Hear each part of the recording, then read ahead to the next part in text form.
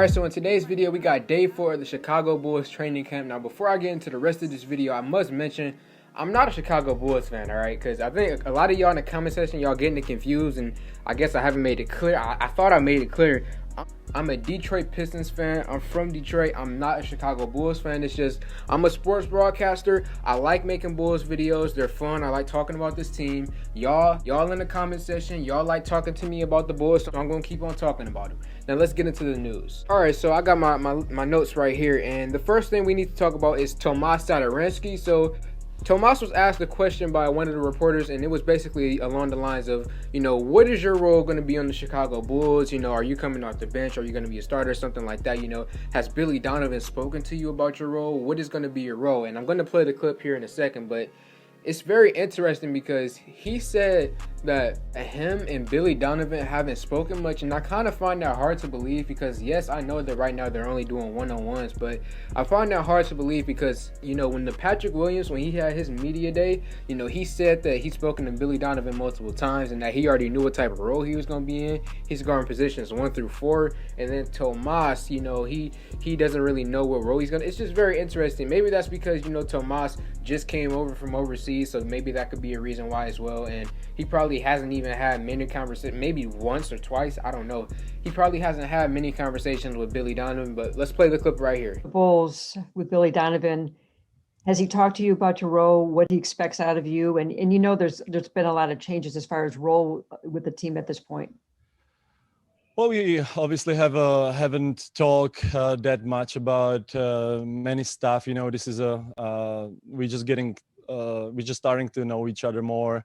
I'm very confident in our coaching staff. I've heard great stuff, obviously, about him from my friends that I've played under him, from Bradley Beal, from Alex Abrinas, who had him in OKC. And, we were just able to speak with each other about what we should do to be winning team, and what are some things that we have to work on from last season. But I think going to the training camp, the most important is that everybody's here, everybody's excited, and we had time to spend some time together even before this. So I'm really looking forward to have this new season with the new coaching staff, with Billy especially.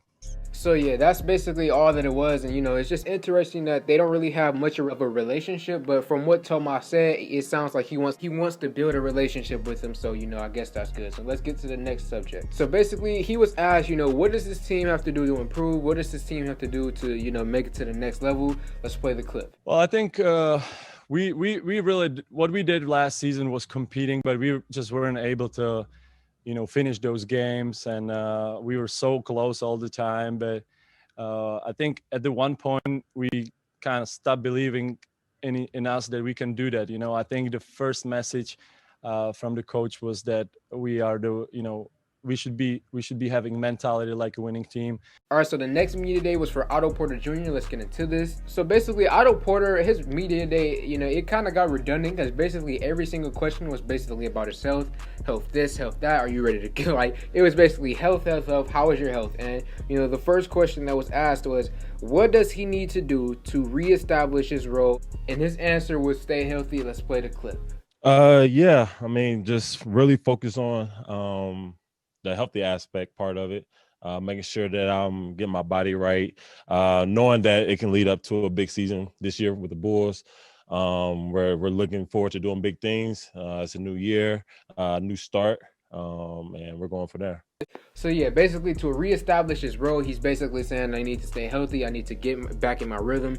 Basically, that's all he had to say, and we have more questions about himself, but we're not about to get into that right now. Let's get into something else. Most of the other questions I mentioned were about his health. Now let's get into something else. He was asked about what is the vibe like in the locker room, obviously with a new head coach. How is the the vibe, the feel in the locker room? And he had this to say. Yeah, I mean, it's different. Like I said, we got a lot of new guys, a lot of coaching staff new, and everybody's, just very excited, being away from the game for so long, starting late as we are now, and just the excitement of getting back out there on the court. We added some great pieces, for our squad. That's going to help us, be successful in what we're trying to do. And of course, Coach Billy Donovan, well known.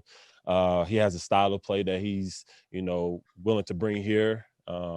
very successful in the past year. So I think everybody's very excited for this year. It's kind of funny, NBA players, they gotta keep it PC, and basically, in other words, he was saying the locker room is much better because the trash that was Kaguya, otherwise known as Jim Boylan. If any of my Naruto fans know, Kaguya was the worst villain in Naruto. Fight me if you want to, but yes, Jim Boylan, trash, Kaguya, you know what I'm saying? I'm joking. Kaguya, she's fine. So yeah, basically Jim Boylan, he's out of here. The locker room is much better. Okay, so I'm gonna put the images on the screen. So the Bulls schedule was released, and the couple of key things that I took from the schedule. So early on, the first game of the season they played the Atlanta Hawks, and I feel like obviously it's just one game. It's the first game of the season, but I'm gonna have my eye on that game because later in the season, when the Bulls are trying to get to the play-in round or make the 8th seed or whatever, one of the key teams that they're going to have to beat is the Atlanta Hawks, because Atlanta in this offseason, they killed it. They got so much better, and Atlanta is going to be competing for that spot. So this game is going to be very interesting to watch. And also, in the first month, y'all also play the Washington Wizards, who just traded for Russell Westbrook. So I'm also going to be curious on that. So for the rest of the season, the next 2 months where I would say you guys have an average schedule, not too tough, not too easy, just the average schedule all in all. And then the final month, I wrote these teams' names down. So y'all got the Knicks twice. So that's a really good thing. Y'all got to play the Knicks twice. That's a really good thing. Then y'all play Orlando, Philadelphia, Houston, the T-Wolves, Toronto, Denver, and the Pelicans. And honestly, I feel like this will be, this is going to be your season to lose. These teams, yes, there are some really good teams on this list like Philadelphia, Toronto, Denver.